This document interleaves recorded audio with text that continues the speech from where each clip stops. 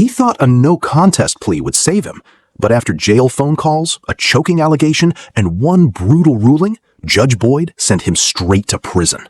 Number, did you understand that the court would grant your application for deferred adjudication if for any reason your deferred adjudication were revoked, the court could find you guilty and sentence you up to 10 years in the prison and up to a $10,000 fine? Yes. Counsel, in each cause number, did your... I'm sorry, I'm just seeing who's coming in.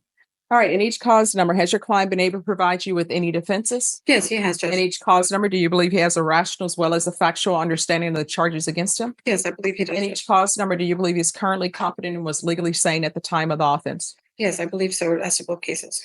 Mr. Ross, in each cause number, has anyone threatened you, coerced you, or placed you in fear to get you to enter this plea? Anyone promised you anything other than the pleas? No, Your Honor. Are you satisfied with the way you've been represented? Yes. Are you a U.S. citizen? Yes. In each cause number, the court will find that the defendant has knowingly and voluntarily waived his right to jury trial. In each cause number, did you review the plea bargain page with your attorney? Did you understand it? In each cause number, punishment is to be assessed at 4 years in the prison. There's a $1,500 fine. State is silent on your application. The cases will run concurrently. There's to be no contact with the complainant. And in the cause number ending in 3-3, there's an affirmative finding of family violence. Did you understand with an affirmative finding of family violence, you're not allowed to own or possess any weapons or ammunition? Yes. Did you understand with an affirmative finding of family violence, you're not allowed to be designated as primary custodial parent? Yes. Did you understand that to be the plea? Defense, is that the plea? Yes, that's State. my understanding. Is that the plea? It is, Your Honor. In each cause number, did you review the waiver of appeal paragraph with your attorney? Did you understand it? Did you sign it in both places? Yes. Did you understand by signing that you're waiving your right to appeal? The only items that can be appealed are written pretrial motions that have been filed, heard, and ruled upon by the court. Did you understand? Yes, I did. Counsel, are there any such motions? No, Judge. Then in cause number 2025 CR 003533, how do you plead? Guilty, not guilty, or no contest? No contest. And in cause number 2025 CR 004086, how do you plead? Guilty, not guilty, or no contest? No contest. State any evidence. Your Honor, with regard to both cases, state offers in the evidence they consider form of evidence. Any objections? No objection, Judge. In each cause number, did you review the waiver and consent to stipulation of testimony with your attorneys? Did you understand it? Did you sign it in all the appropriate places? Sure. Again, did you understand you have a right to jury trial, a right for you or your attorney to cross-examine and confront any witnesses the state will call in the right to remain silent? Yes, ma'am. Did you understand that today the state will be presenting evidence in the form of witnesses' statements and police reports? But most importantly, there will be no live testimony. Did you understand? Yes. Court will find that defendant has knowingly and voluntarily waived and consented to stipulation of testimony and stipulations. Court will accept into evidence states exhibits 1 and attachments, and the court will review the same.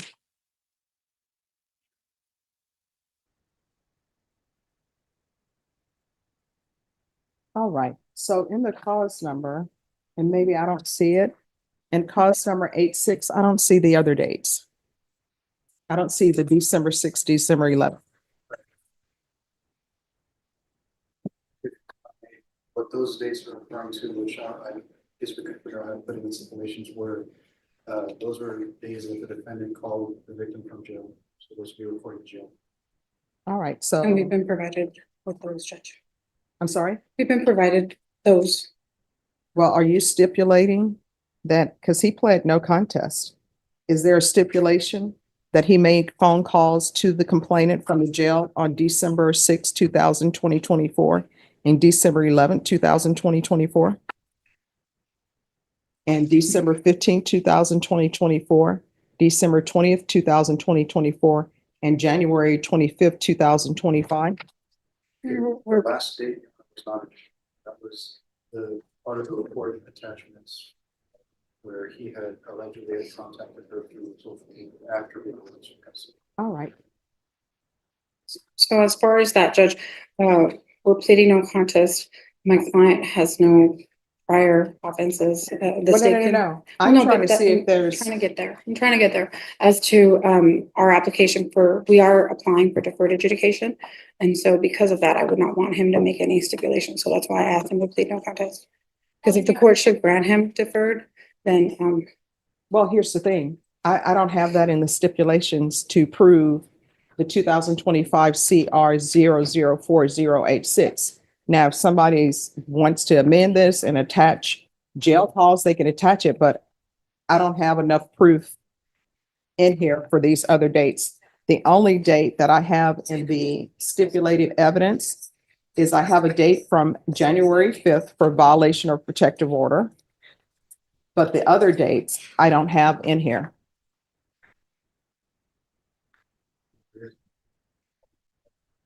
Sure. So if y'all want to step back, you can, but in cause number 2025 CR 03533, the court is finding that there's sufficient evidence to find you guilty. The court will defer finding of guilt. It takes about 8 weeks to 12 weeks for a PSI. If you would like to have him come back without a PSI, but just have time to call witnesses, you're more than welcome to do so. So I've conferred with my client, and I've also contacted family members, and my client wishes to waive PSI. And just have the court, and that was why we took a little bit of a recess, Judge, before we got on the bench, is just to confirm the criminal history. And so at this time, we're asking the court to waive PSI, and we proceed with sentencing today. All right, and counsel, where are you saying this? Can you repeat the dates, Judge? The dates that That they're in question? the dates that are in question for the court are,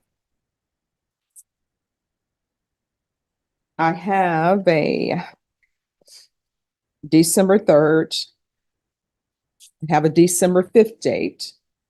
So December 5th in count 1, that's paragraph 1. So I'm looking for the December 6th date. I don't see the December 6th date in here. And then there's a December 11th date. I don't see the December 11th date in here. Okay, so where's the,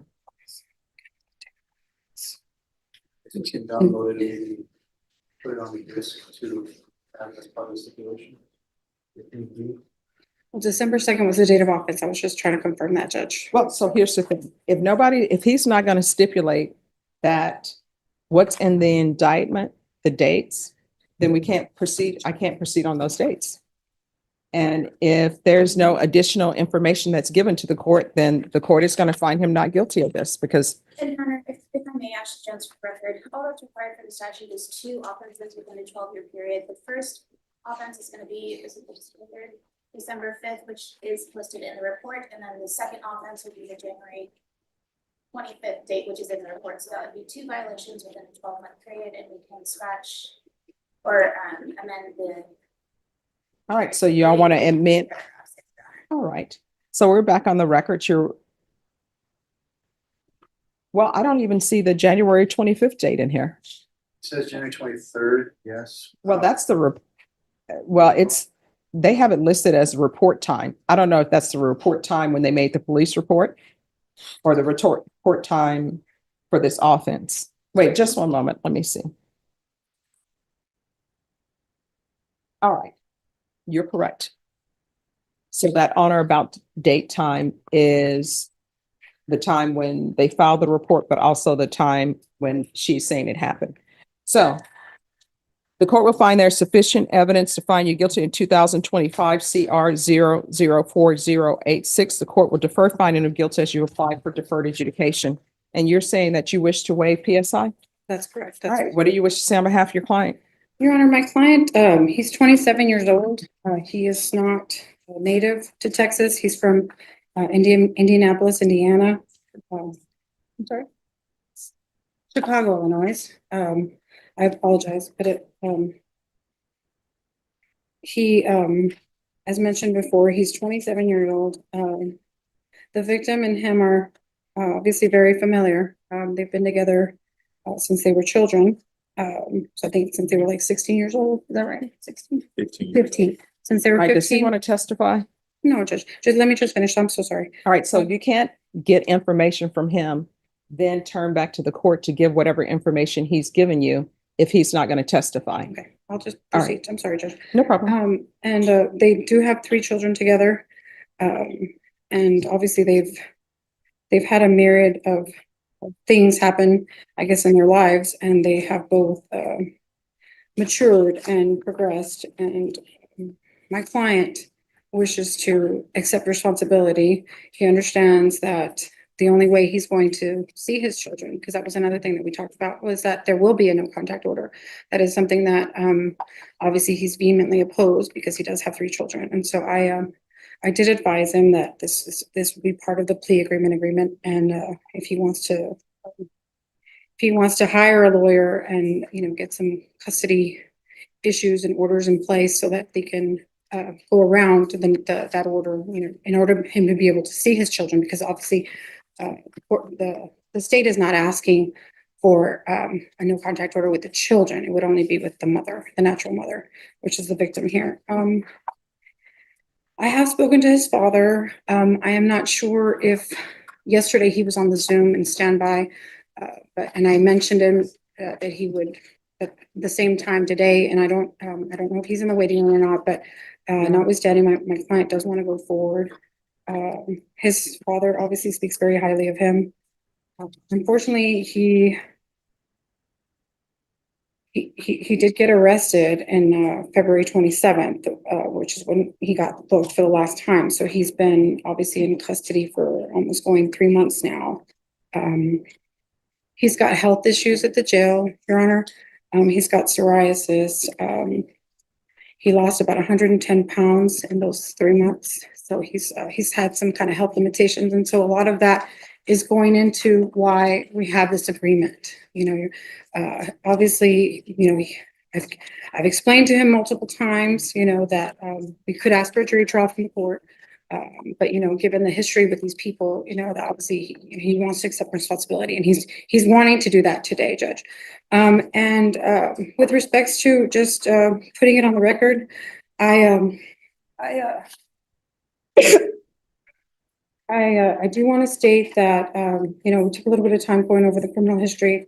There was a jury trial that happened in December of 2019 in Indianapolis, Indiana. So that's why I'm sorry I was confused about the city. That there was an actual jury trial, and he was adjudicated not guilty with the same victim. There was also I want the court to take judicial notice of clause number 2025 CI 04103.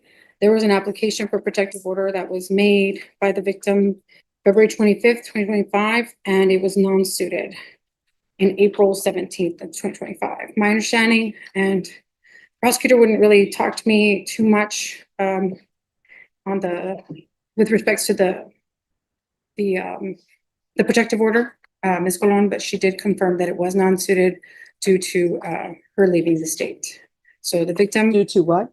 the witness leaving the state. Okay.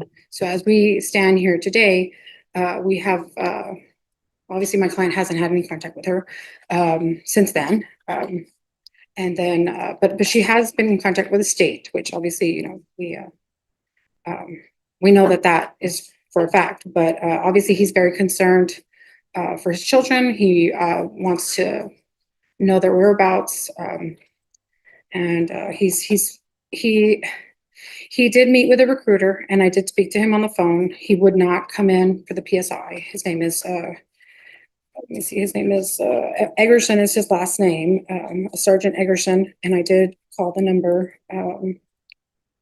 Let me see, on Potaranco Road. It's 11223 Potaranco Road, and unfortunately, Mr. Ross was in the process of being recruited to the Army, and so obviously he understands that accepting responsibility for this charge, and should the court grant him deferred, he will not be able to possess a weapon while he's on deferred.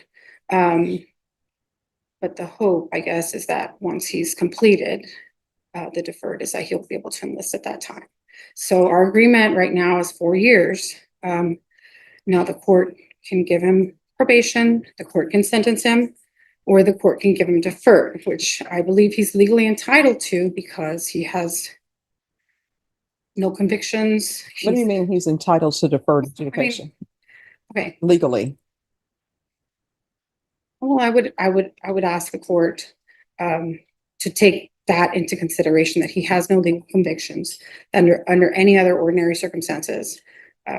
He has no prior offenses, Okay, no but convictions. And so But if you're because he's a saying he's- first-time offender, All right, but if you're saying he's legally entitled to deferred adjudication on this I case? have no statute. All right. If the court, I have no statute, but I'm just saying as a matter of principle, as a matter of, mercy on my client, the court, I should hope, at least, because again, he's also been in contact with, being recruited, that he would be granted deferred adjudication. And, he wants to move on with his life. He wants to start probation. He understands that should the court grant him probation, he'll have to be here for 45 days, right? You understand? You understand? And that if he wants his probation to be transferred to Indiana, it'll have to be transferred within that timeframe. All right, so what I can And tell they'll you, have to accept the he's not a transfer. good candidate for probation. He's not? No, he's not. And let me just tell you why. Based upon everything that I've seen, there was a protective order in place, and you were calling the complainant from the Bexar County Jail.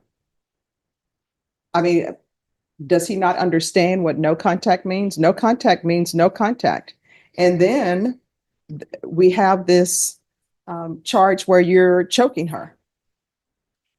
So he's not a good candidate for probation. I'm not giving him probation. Well, In Judge, each cause number, I'm finding him guilty. I'm going to sentence him to 4 years in the prison, give him credit for any time served. There's a $1,500 fine, time and money to run concurrent. The cases are to run concurrently. There's to be no contact with the complainant and no contact with minors. And cause number 2025 CR 003533. There's an affirmative finding of family violence. Did you review the document entitled Trial Court Certification of Defendant's Rights to Appeal in each cause number? With your attorney, did you understand it? Because this is a plea bargain agreement, because I followed your plea bargain agreement, and because you waived your right to appeal, you do not have the court's permission to appeal. Because one of these cases carries an affirmative finding of family violence, and also because it's a felony conviction, you're not allowed to own or possess any weapons or ammunition. If you have a question over what a weapon or ammunition is, you'll need to speak to an attorney. Sorry, may I speak to my bad, please? Your attorney said that she did not want you to speak. The court has passed sentence. I didn't know that I couldn't. I thought I had the whole time to testify. I thought she would. I asked you if All you right, were so, for jury trial. They're going to take you back. If Can I there's something please- else you all want to discuss, if you want to file a motion, you can file a motion and the court will hear that Please motion. speak on my behalf. Can I please speak on my I don't know what behalf? you- I just want to testify. I didn't